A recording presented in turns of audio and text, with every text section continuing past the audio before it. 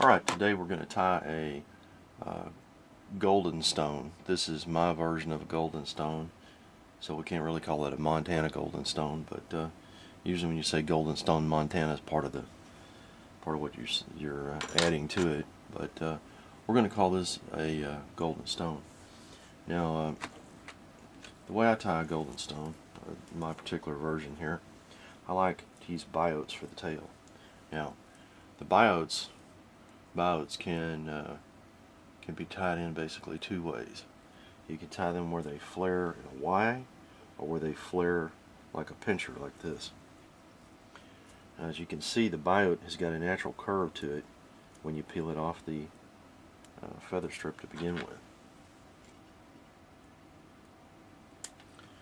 For this particular fly, I'm going to take them where the points curl in,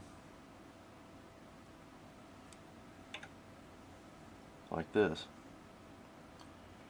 I'm going to put it on the back side first, make a soft loop here, and then bind it in, and bind it in good and tight. And then I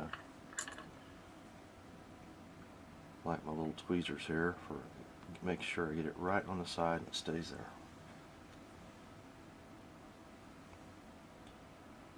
And from here I want to match the tips, come back this side, pinch that in like that. Same thing, soft wrap and bind it good. And these are kind of going to have a bit of a scissory pinch to them when you do that.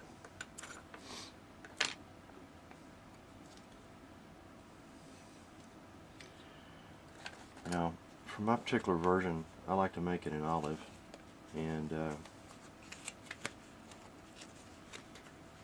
olive or brown or black.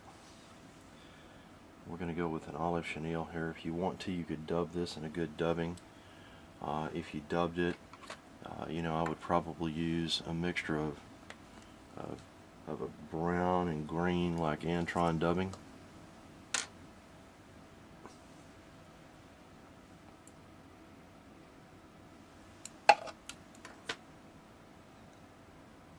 I'm just going to make a soft loop and catch that and wind back toward the tail. Now, I like to put a copper wire rib on mine. And this particular fly, I'm actually tying this one for excuse me, use in bass fishing. And it's a good bass or bluegill sunfish fly. Again, another one that works on smallmouth if you have smallmouth in the area. But if you're going to fish it for smallmouth or use it for a trout fly, and you're working in moving water, I would use some either 10 thousandths or 15 thousandths lead or non-lead wire, lead-free wire, and put probably 15 wraps on a hook like this. This particular hook, I'd already put it in the vise when we started today, is a TMC 300 in a size 8 and a 4 extra long.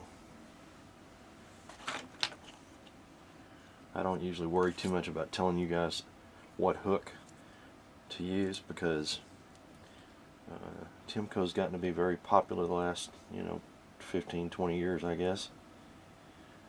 But I was always a Mustad fan growing up. Mustad were the people that made all the hooks that we use,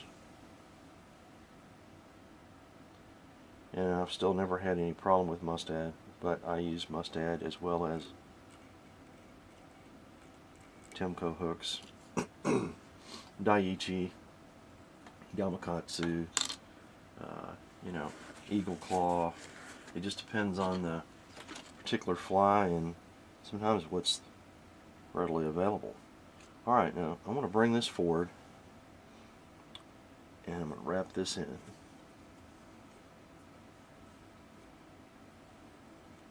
And I want the chenille, if you twist the chenille like this a little bit, it gives it a much better brushy appearance. If not, sometimes it kind of wad up on you and lay down and really not